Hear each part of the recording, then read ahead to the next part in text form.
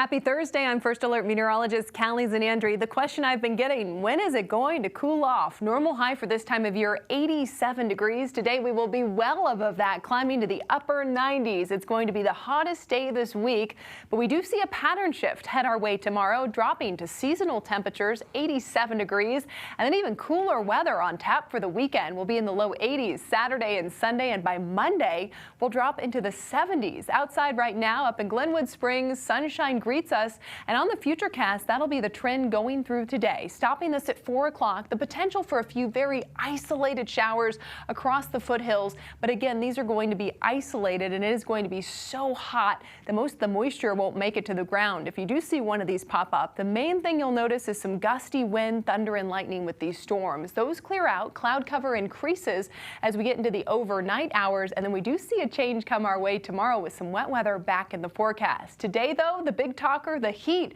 Triple digits in Grand Junction, Glenwood Springs later this afternoon. In the high country, temperatures a good 15 to 20 degrees above normal. 92 in Steamboat with 91 in Aspen.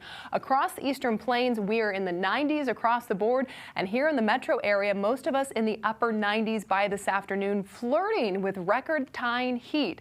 Taking you into Arapahoe County, we're going to be close to the triple digits, places like Cherry Hills Village and Inglewood by this afternoon. It is a First Alert weather day for the extreme heat. Some things you can do to take care of yourself and others with this heat is wear light, loose-fitting clothing, never leave kids or pets alone in a vehicle, and limit outdoor activity. Take frequent breaks in the shade if you do have to work outside. Tonight, we start seeing some cooler weather head our way. We'll drop into the 60s, partly cloudy conditions. It will be bright, breezy at times with wind gusts around 20 miles per hour. Into tomorrow, we watch high pressure slide to the southwest. This opens the door for moisture to stream in for the end of the week. On top of this, we're tracking a cold front that'll move through Friday morning, and that'll drop temperatures right around where we should be for this time of year, with even cooler weather heading into the weekend. Look at these highs for your Friday. We'll be back in the 80s here in the Front Range, 70s and 80s in the mountains. It'll still stay toasty on the western slope in the upper 90s, but they'll start seeing some relief next week.